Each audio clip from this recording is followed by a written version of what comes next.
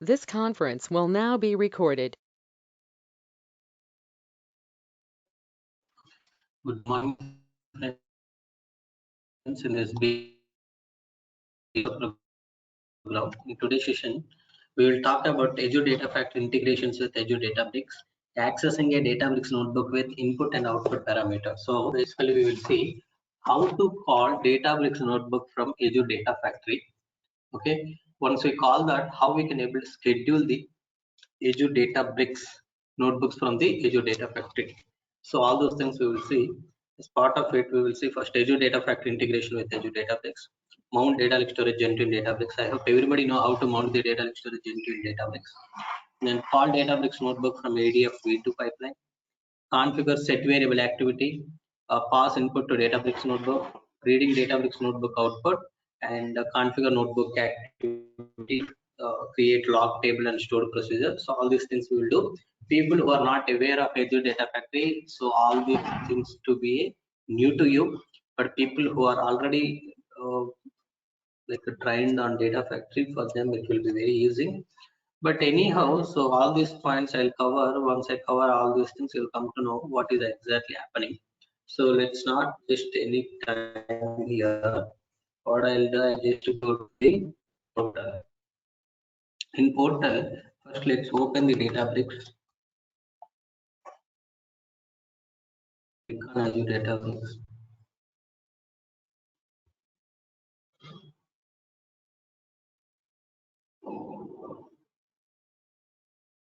Okay, you don't have any Databricks. Let's click create the Azure Databricks.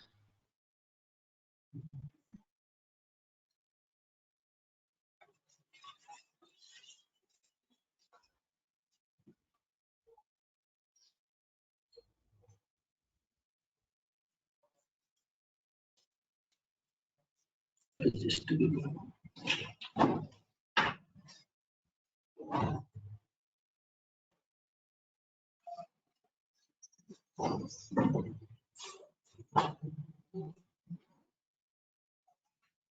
Okay, so here what we can do, we can create a new research group. Click create new. One second, let me change to the another network. It is very slow.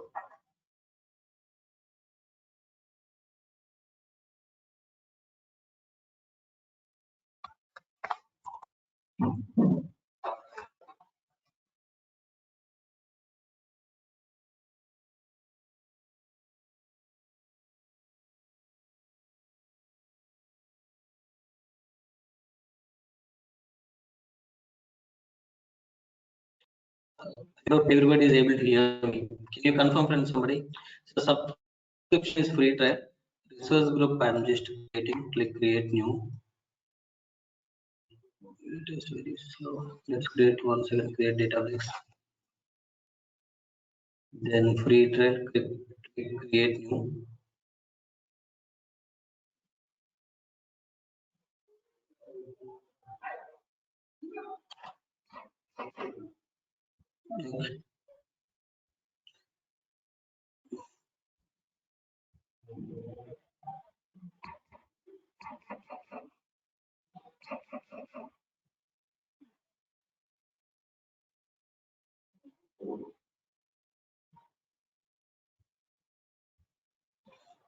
Okay, resource group we are not able to create. Let's do one thing.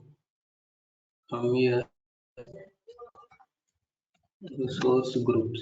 Go to resource groups. Create a resource group. Cloud funded.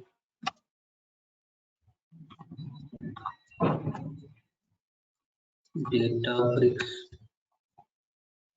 ADF RG. You press create. Create. Understood cloud funded Databricks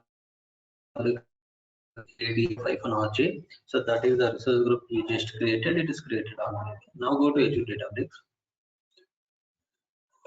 We create Azure Databricks.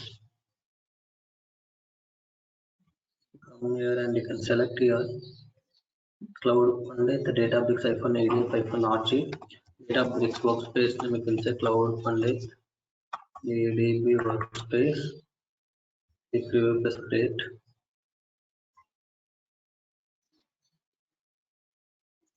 Okay, click create. So Databricks will be created. Open portal.edge.com once again. Now we will try to create the Azure Data Factory here.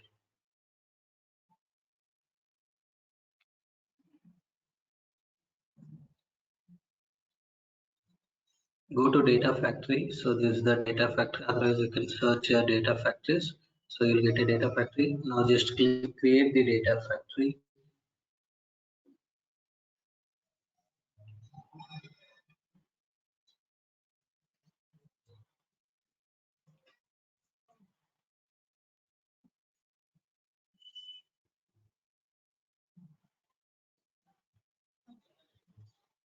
So resource group is this one. And Data Factory name you can give here Cloud Pandit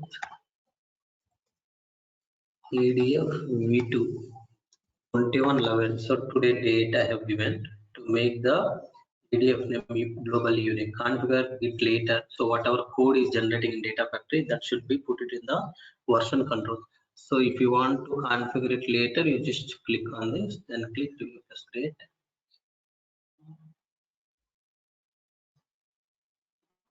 Then click create.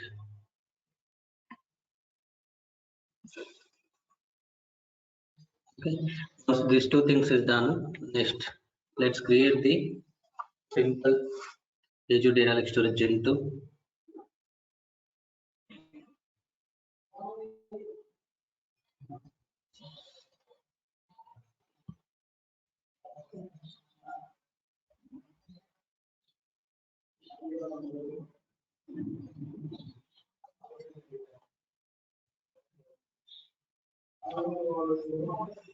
So not this, let's give the Cloud Pandit Databricks ADF-RG. Storage name you can say Cloud Pandit ADLS Gen 2 2111. Gen 2 means you need to enable the hierarchy namespace, enable the hierarchy namespace, click to this create.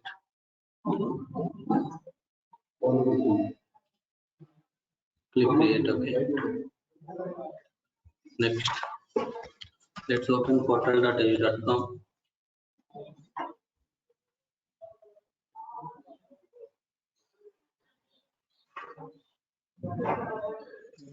So we need to create a something called app registration. I hope everybody know how to create app registration. Go to app registration, create new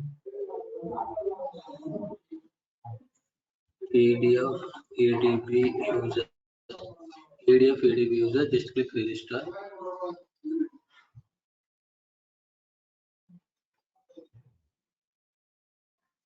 Okay, app registration also I have created. Now we need to grant the required permissions to this app. Okay, this is the app. Go to storage, go to resource. What is the role I need to grant? What role I need to give here? Anybody remember what role assignment I need to give here? Anybody remember what role I need to give? Blob, storage blob data contributor. Click next. Select member. This is the app registration. Just add this. Click select. Then click review plus create. Click review plus. It is assigned.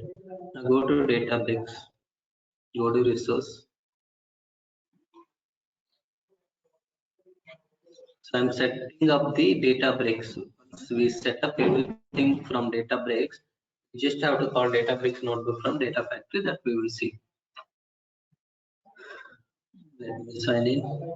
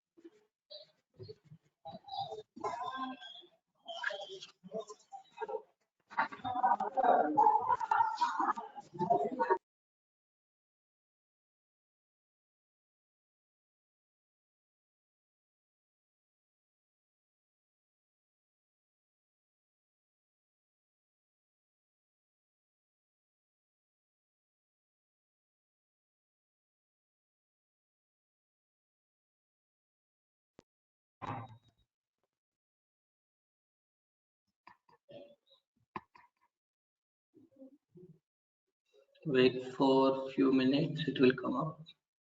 Okay, now let's go to first thing is let's go to compute.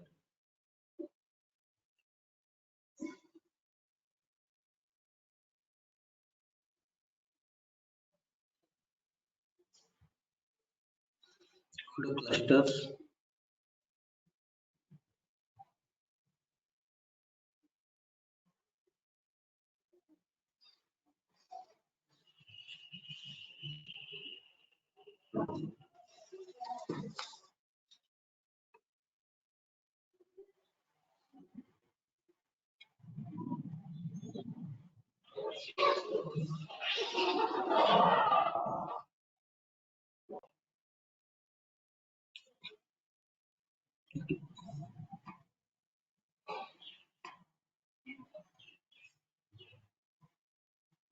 Refresh once again. Not sure what is the problem.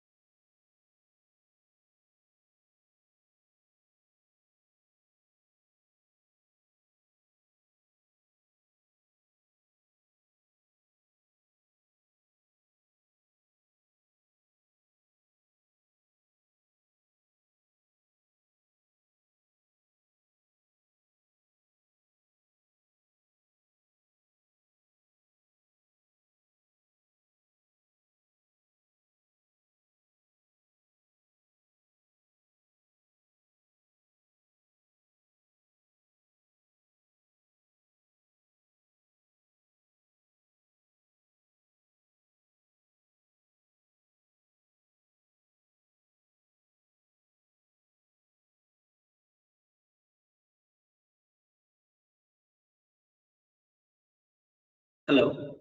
Are you able to hear me, friends? So I'm just trying to create the notebook. Yes, I created the notebook. I created the cluster, but this page was not refreshing. I don't know why. Um,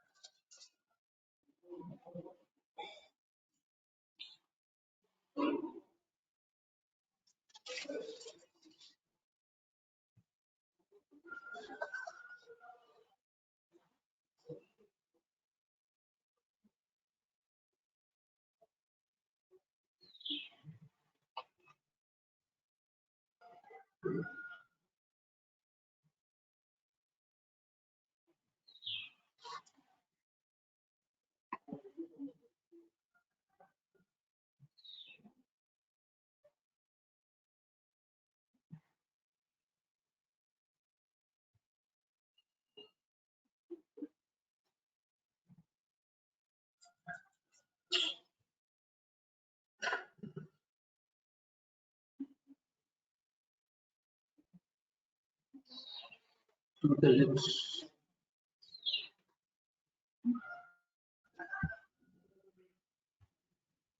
launch workspace once again.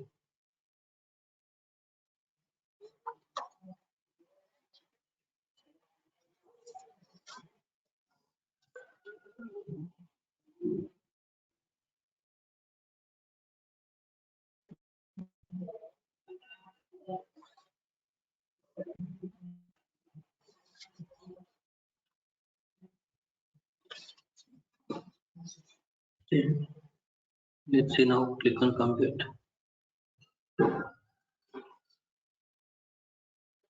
Okay, so cluster is running now. Cluster we already created. If you wanted to see with what configurations we have created the cluster, you can just click on cluster. It will tell you. So if you remember, we created the cluster with a single node.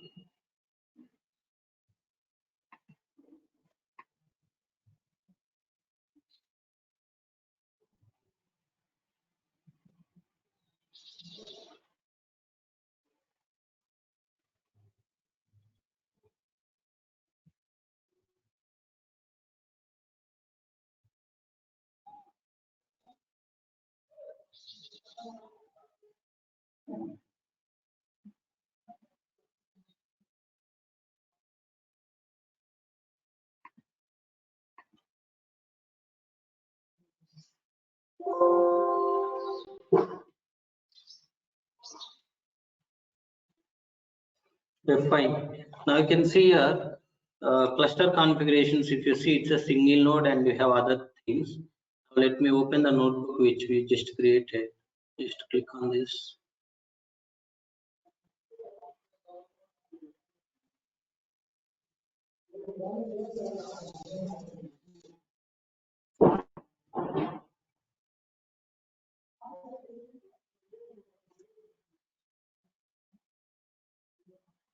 Okay, fine. Let's attach the cluster to this notebook.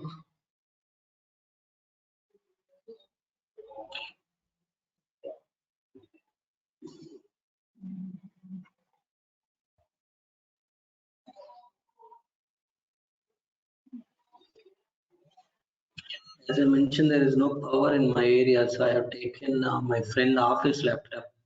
You know, right? Office laptop, like background process, all those things are taking more network. I think that's why it is not loading properly. It's okay. Now, first thing is we need to connect to the data lake storage gen. Okay, data lake gen to data lakes. Take the mount code. Okay, let's take the mount code. Go to data lake storage gen 2. Click on access Azure data lake storage gen 2 using OAuth 2.0. Take the mount code, whatever you have. This is a Python mount. Copy this code and let's put that code here. So quickly, this is the user application ID. Copy this application ID. So if you remember earlier, we have seen using Azure keyword how we can do. Today I'm just start putting all the things. That is application ID. This is the directory ID. Copy this directory ID. Put the directory ID here. Similarly, you can remove everything of this. You can say in double quotes. Generate the secret, certificates and secrets. Click new client secret. This is going to be available for 6 months. Click add. Okay, copy this secret. Put that secret also here. Okay. Now, which storage we wanted to mount? So this is the storage which I wanted to mount. Copy this and put the storage name here.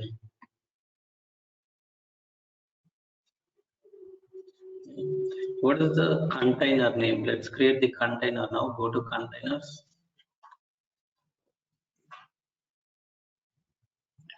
Let's create a container called global. Create a global container. So let's provide that container name here.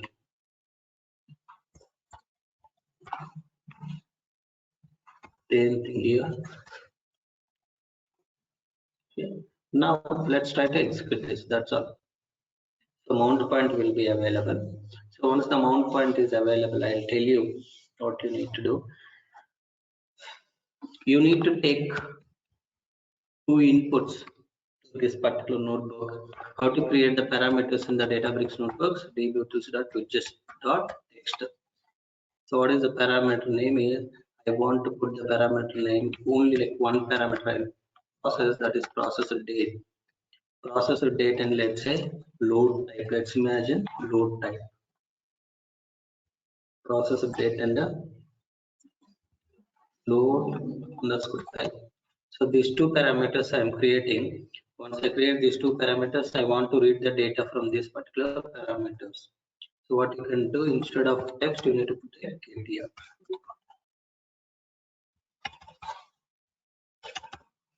So once you get the processor date example, you can say it as a P date, processor date, and you can say this is a load date. Load date, you can load type, you can call it as a load L type, or we can call it as a load underscore type. Okay.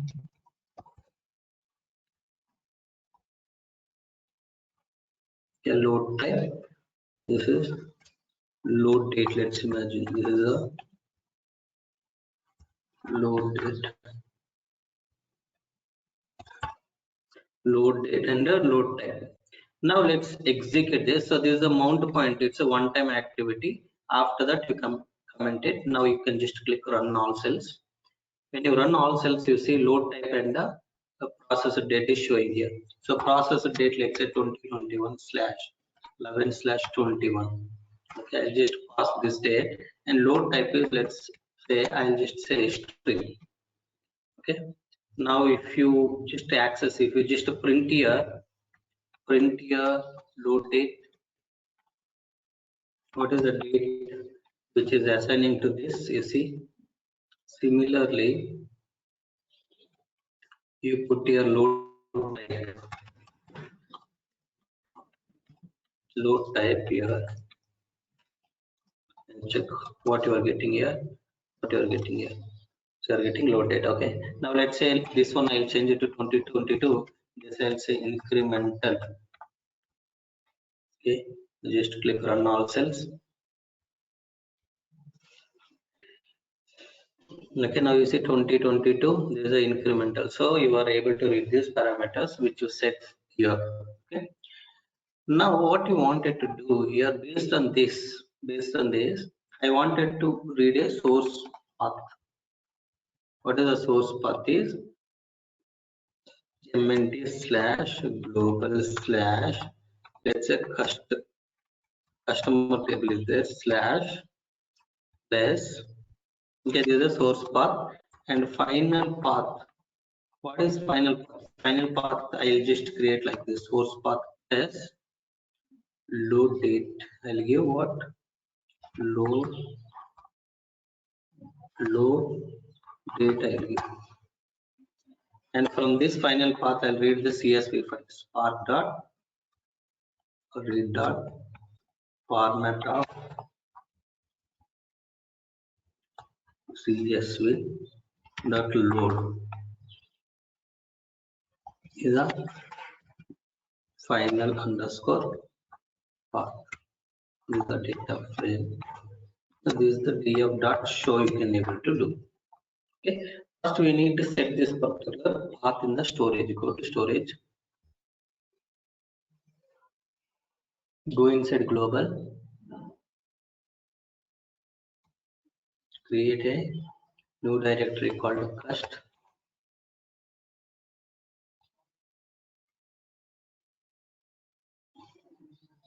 Inside cust, let's create the folder called 2021. This year folder.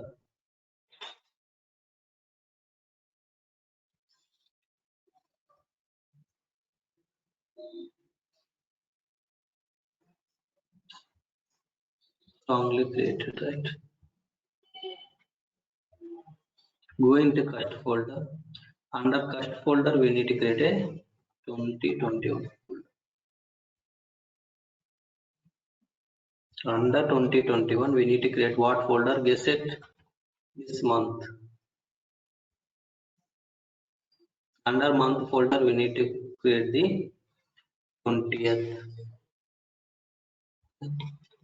Let's say 21st. Let's say 22nd.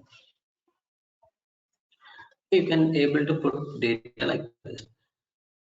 Now go inside 20. Let's upload some data here. Shit, I don't have data. I need to prepare data again here.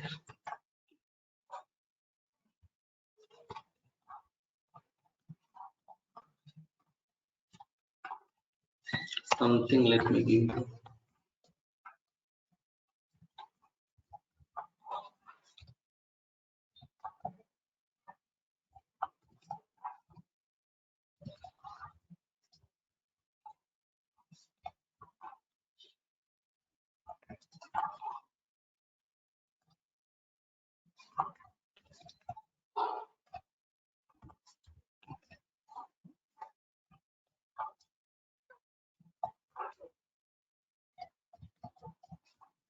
Like this, 4 records I'm saving.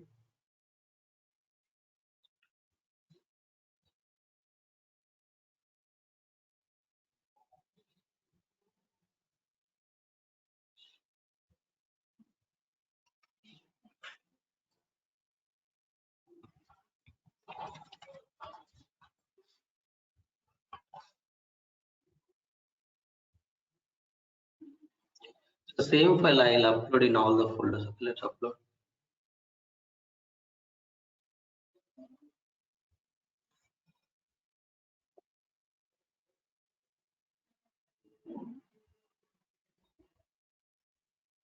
Upload this. Same custard, yes, okay. Go back. Go to 21st. Upload.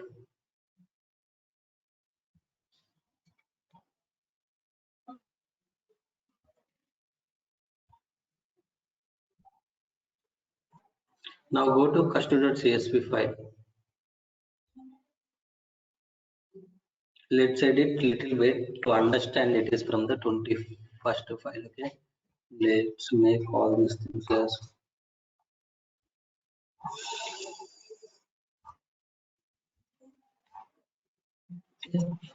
so 21st, 22nd, I have the data.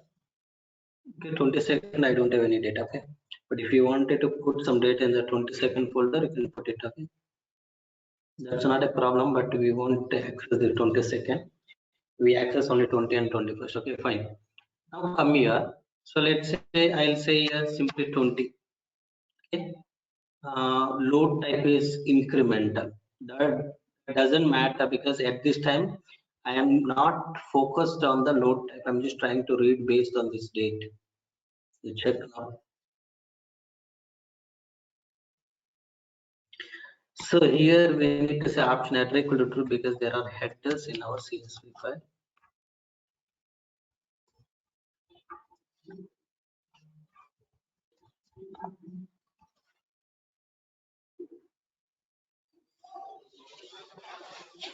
Are you seeing here CID, CNAME, C location, all these things we have here, okay? Okay. So all these things we have here. Now, r.read.csv header equal to true, load final path and df.show. Fine. So now what I wanted to do, if it is a, if load type is equal to history. History means entire data is coming, right? What is history? We need to say df dot write dot mode. Df dot write dot mode is overwrite.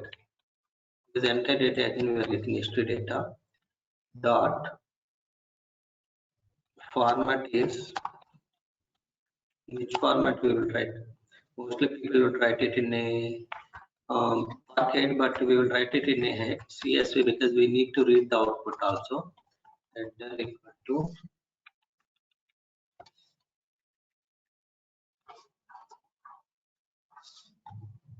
dot save. I want to save this data into the target path. What is the target path? I will say mnd slash global slash cust output. Folder also will be created by this particular Databricks itself. Okay, if it is history, this is the one.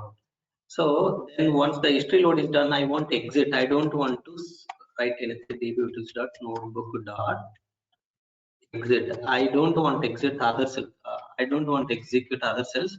I'm stopping the execution. Once this line is executed, I'm stopping execution here itself. Okay, what I'll say is history load is completed. History load completed. History load is completed. Okay. This is a mode, remember. Suppose let's say if it is not a history load, then this line will not execute, which means incremental load. Then in that case, I need to say append.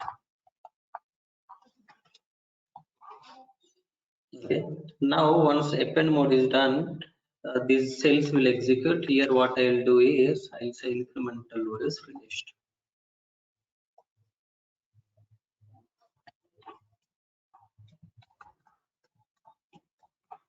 Incremental load is finished. Okay. Now see, are you doing incremental load or historical load? You are saying load is incremental. Now you see what happens, which cells will execute. You can see. See, notebook executed, incremental load is complete. Let's say if I put the history here, and for 21st data, anything is fine. Just execute this. Now what happens? These two cells will not execute. These two cells. The spelling mistake. That's why history. Run this now. See now, notebook exited. History load is completed. Once history load is completed, see these commands are not executing. These commands are not executing. Okay. Now what I wanted to do, this is the notebook. I will explain once again what I have done exactly in this notebook. Then we will go to data factory. From data factory, we'll try to call this notebook and we will try to schedule this notebook. Okay. Now you can see. So these are the parameters I have created. These are one-time activity. You don't need to do again and again.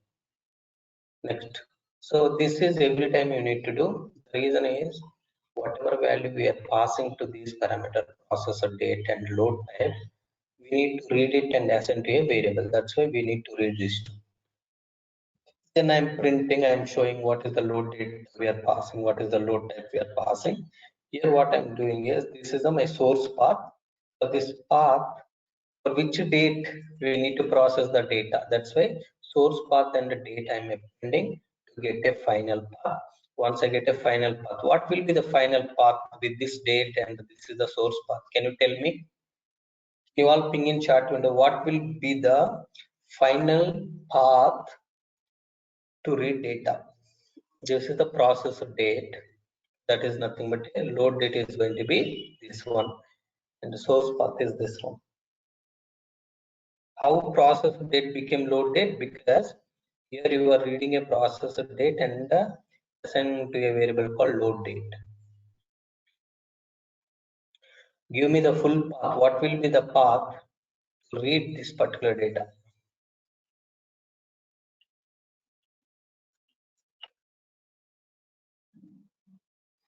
Quickly tell me, friends, what will be the path to read?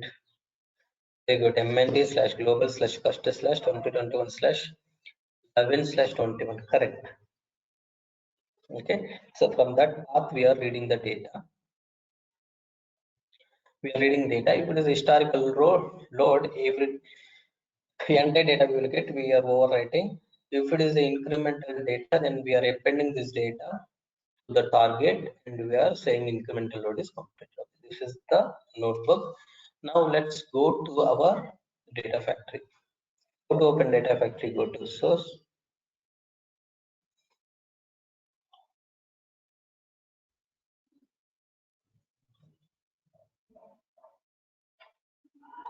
Come down, click on open Azure data factory.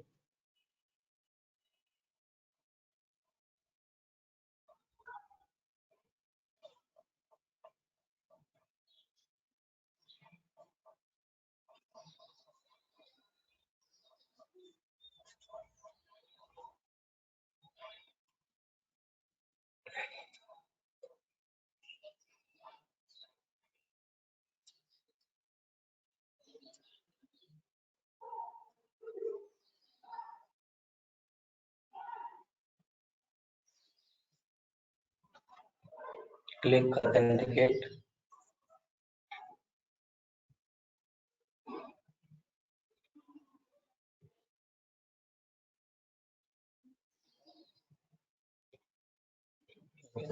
Now come to, see there are multiple tabs here. The first tab which is important is manage tab, where we will create the connections and all. Go to manage tab.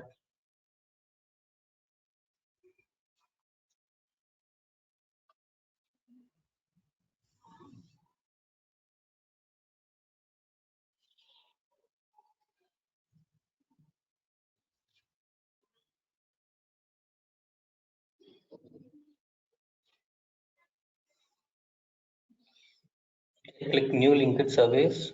Compute, okay. In compute, which service Azure database? Click continue. So here you can say this is a linked service for Azure data bricks. Yesterday I have explained you. First thing is connection, that is through the linked service. Next, here you need to select your subscription, select your Databricks workspace. This is your Databricks workspace. So do you want to use the existing cluster? Yes, you have already cluster available. Use existing cluster. Access token. Yes, I'll tell you how to get the access token. Go to your Databricks. Click on. A lot of things has changed and I'm not able to understand where exactly I need to go to get it. Okay, I think go to settings, user settings, generate a new token. Okay, you just put first token, give some comment, click generate, which generates the token. Copy this token, go to data factory, put that token here. Once it validates the token, from that particular workspace, whatever clusters are available, it will show you. See, cloud demo. Okay, this is a cluster which is available, isn't it? Take some time. Say cloud demo. This is a cluster which is available. So I just selected, then click create.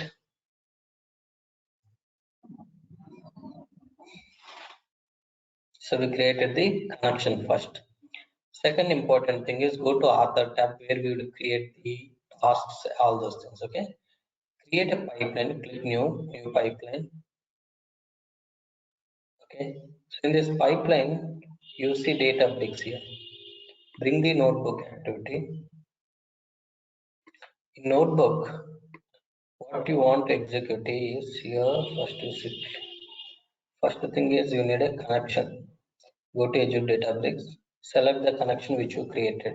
Linked service for ADB settings. Browse it. Select your path. This path you can able to, you are selecting here, but you can also pass it dynamically from some activity. You can able to pass it this path dynamically. See, add dynamic content. You can able to pass it. Suppose example, I'll show you how to pass it. From a table, you write this particular path, and this path you can store it from the example. Create it variable. Let's say this is for your sample example. Okay, notebook URL. You can also bring it from some metadata activity, all those things. Now you see, I'm just quoted that, and we have an activity called set variable. Bring the set variable activity variables. Select this notebook URL and put the notebook URL here. It is a notebook URL. Put this notebook URL here. Now what you need to do?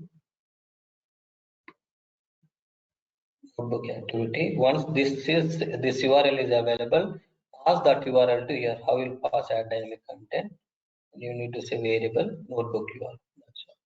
So dynamical I can pass. So if you want to execute another notebook, you can able to pass it. For here, you can read as some. You can put all these URLs in a table. From table also you can able to pass. If you know data factory, you will come to all those. Now how to pass the parameter values to this? Okay, for that also I'll tell you. Dynamically you can able to pass it. Example. So first one is go to notebook. Open your notebook. Come down. So these are the your parameters. Okay, processor date and load type. Come here. First create a processor date. Next one is a load type. These two things also you can able to pass it from some variables here. Dynamic content is there. But here you see what I'm going to do. I'll generate a date dynamically.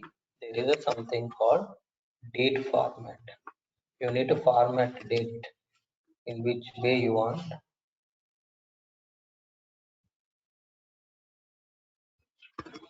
Sorry, format date. I think it's a format. Say format date time. Okay, format date time. In this, you have to use a function called UTC now to generate the current UTC date. Okay, once it's generated, I want the date in this format YYY/MM/DD. First year, then month slash date. It has to generate current date. I'm not hard coding anything. It is generates today date. If you're running pipeline tomorrow, it generates tomorrow date, like that. Load type. Load type similar to this variable, right? You create a one more variable. Example. Here I'm hard coding, but you no need to hard code. Okay. Load type. Now you bring one more set variable activity. You set the load type here. That load type you can able to pass it to this notebook. This is the load type. Here you can just put, see, dynamically also, meaning from some table you can able to read, and you can say what type of load it is. History. Okay.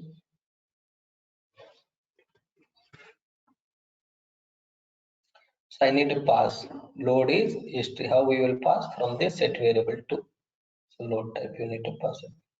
See, load type and process date both are going as a dynamically to this notebook, and these two values here we hard coded. See, path we hard coded here, load type we hard coded here, but we no need to hard code these things. We can able to put it in some metadata table and we can able to read from that. You will come to know those things. So this is the notebook. Now you just publish on nothing but you are saving all the changes and you are making pipeline ready for the execution.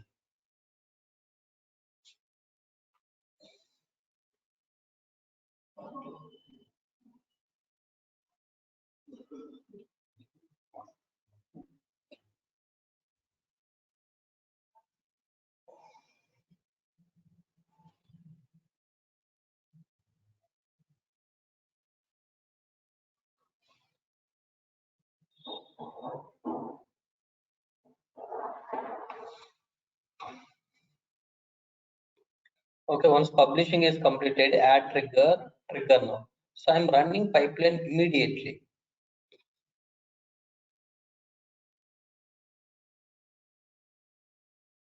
But we can schedule it. How to schedule it, I'll tell you.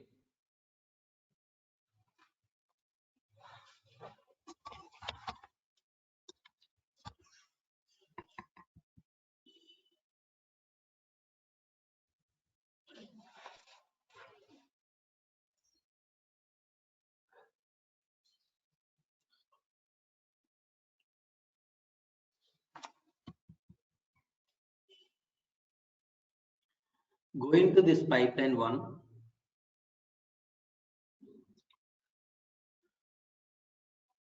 you see notebook output side, if you click, it will tell you what kind of load it is completed. You see, run output, it's saying history load is completed. Here, because we are running the output saying that, okay, this load is doing, this load we are doing, all those things, okay? And if you want to see the execution, how it went, just click on this URL. It opens the output of the notebook.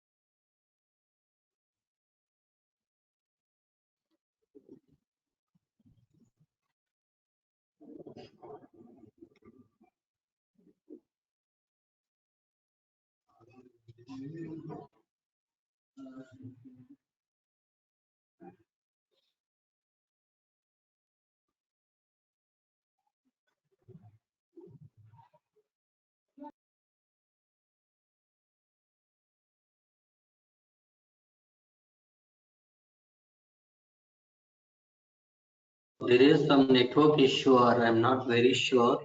Maybe it may be system issue as well. So that's why it is taking this much time, but actually it should not load this much time. Immediately when you click on URL, it will load all those cells immediately. It will show you each cell output.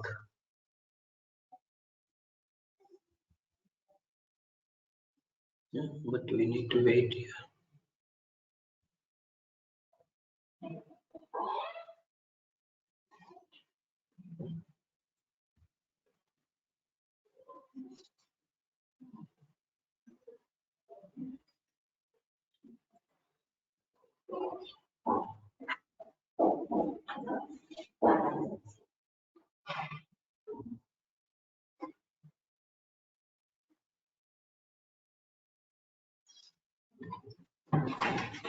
Just click on this URL once again, let's see.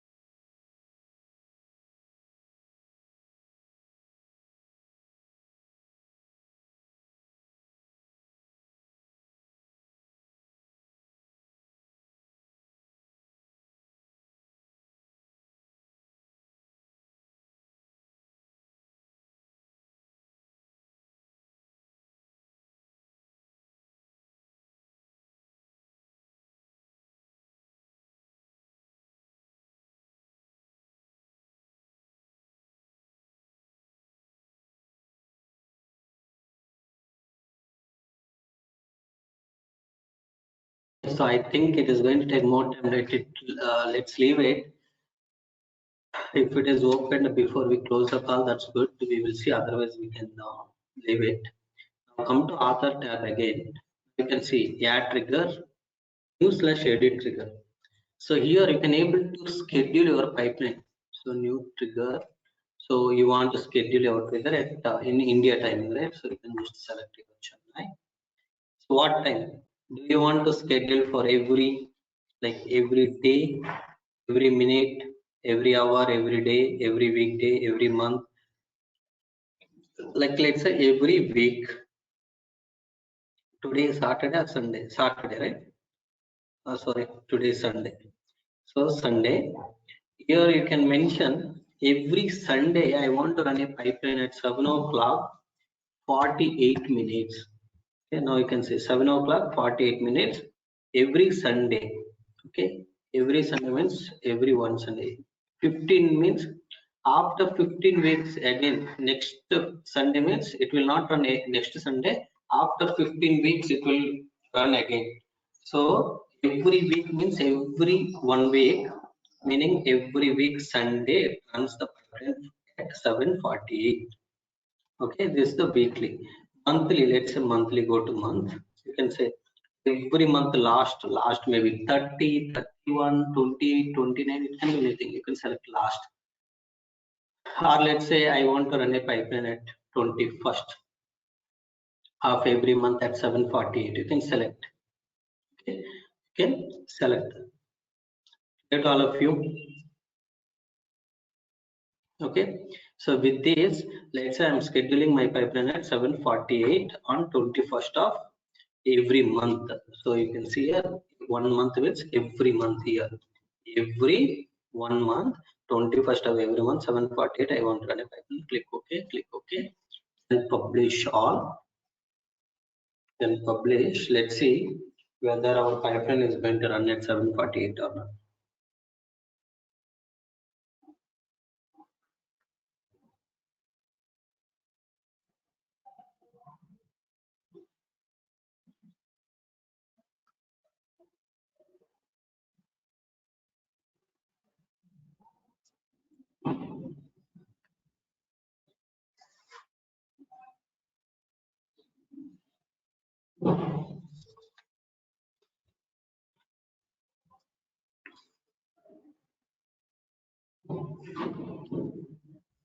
The time is 7:47.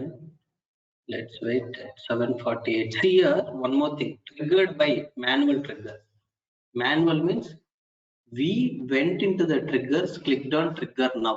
That is a manual trigger. Now we created a one trigger that is going to run a pipeline at 7:48. Let's see. Still we have 30 more seconds. We can wait.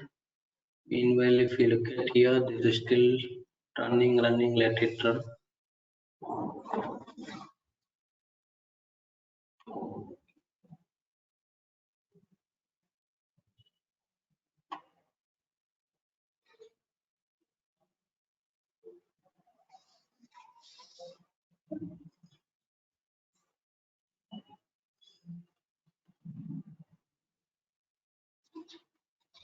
Okay. Now you refresh this. See, pipeline only started at 7:48. Triggered by trigger one. What is trigger one? The schedule trigger which we created. The particular schedule name we have given as a trigger one. Okay. Now go inside pipeline one.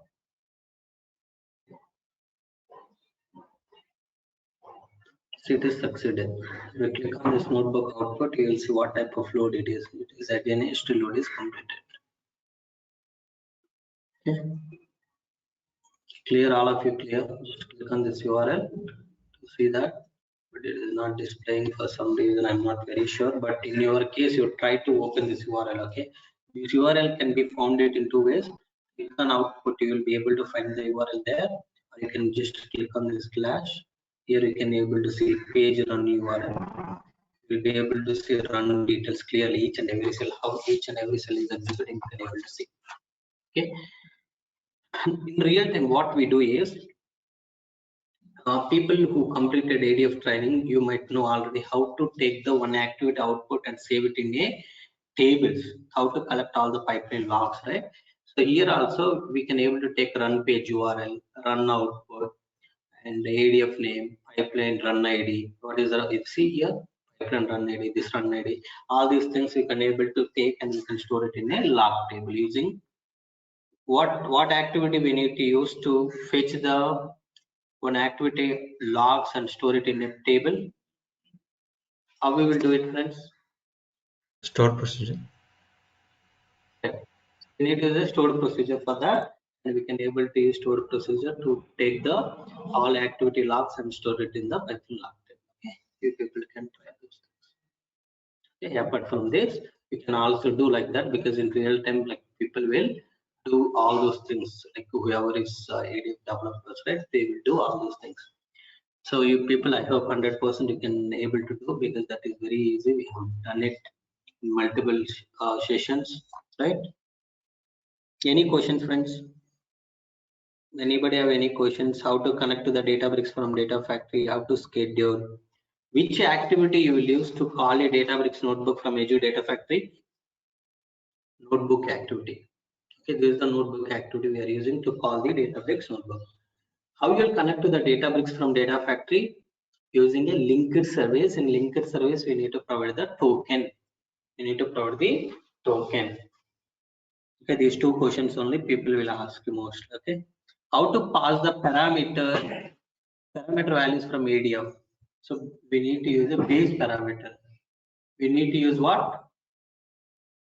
Base parameters. Let me show you. If you did not remember, base parameters means these things. See here, base parameters we need to create here. Okay. Base parameters we need to create to pass the values to the Databricks notebook. Clear? Fourth and final question, people will ask you how to return notebook output to the Databricks notebook output to the notebook activity. We already returned. How we return db dot notebook dot exit. So it is bringing the output of the notebook. See here, if you go to pipeline one. So these four questions only people will ask you under these things. Just click on this output, you can see run output. We are getting notebook output is history load is completed. This is what we are returning from the Databricks notebook, and we are receiving it. Dear friends, any questions? Anybody have any questions? Yes, I will send all those recordings now, whatever is pending. Okay. Sure. If no questions, thank you. Thank you. That's it.